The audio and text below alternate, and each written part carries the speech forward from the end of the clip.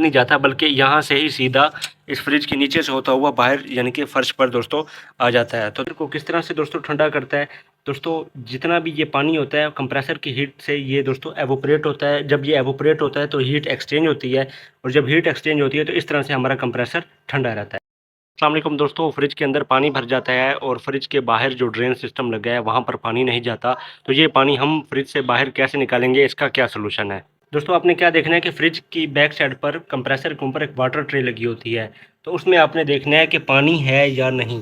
दोस्तों अगर तो इसमें पानी है तो इसका मतलब है कि ये ट्रे लीक है, जिसकी वजह से पानी बाहर निकलता है। अगर इसमें पानी नहीं है तो दोस्तों इसका मतलब फ्रिज के अंदर से ही पानी नहीं आ रहा। दोस्तों फ्रिज की ऊपर इस ट्रे के ऊपर दोस्तों एक पाइप लगा होता है, जिससे पानी सीधा इस ट्रे में आता है। हमारे फ्रिज के अंदर जितनी भी बर्फ़ होती है जब वो पिघलती है तो वो पानी सीधा इस पाइप के थ्रू इस ट्रे में आता है और ये हमारे कंप्रेसर को कूल करता है। हमारे को किस तरह से दोस्तों ठंडा करता है दोस्तों, जितना भी ये पानी होता है कंप्रेसर की हीट से ये दोस्तों एवोपरेट होता है। जब ये एवोपरेट होता है तो हीट एक्सचेंज होती है, और जब हीट एक्सचेंज होती है तो इस तरह से हमारा कंप्रेसर ठंडा रहता है।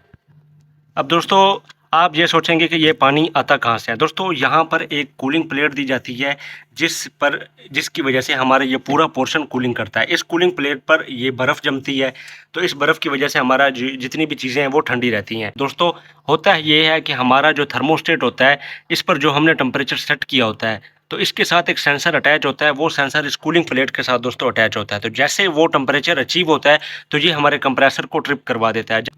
तो दोस्तों जब कंप्रेसर ऑफ होता है यानी ट्रिप होता है, तो उसके बाद क्या होता है कि ये बर्फ़ कूलिंग प्लेट पर जितनी जमी होती है ये मेल्ट होना स्टार्ट होती है, और ये जब मेल्ट होती है तो इसका पानी दोस्तों इसके नीचे एक चैनल लगा होता है, और इसमें से एक सुराख होता है, उसके थ्रू होता हुआ कंप्रेसर के ऊपर जो ट्रे है उसमें दोस्तों चला जाता है।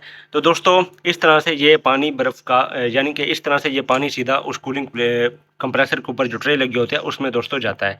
तो दोस्तों अगर पानी फ्रिज का बाहर फ्रिज के अंदर ही जमा हो रहा है, बैक साइड पर नहीं जा रहा, तो आपने दोस्तों इस सुराख को अच्छी तरह से साफ़ कर देना है। दोस्तों इसमें आपने किसी मेरे एक वीडियो चैनल पर अपलोड है, आपने वो देख लेनी है। आपने इस होल को किस तरह से साफ़ करना है तो वो दोस्तों आपने देख लेनी है।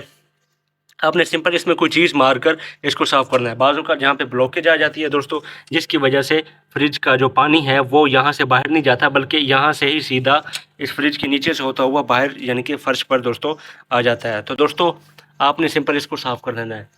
तो दोस्तों ये वीडियो आपको कैसी लगी? अगर वीडियो अच्छी लगी तो वीडियो को लाइक शेयर और चैनल को सब्सक्राइब लाजमी कीजिएगा।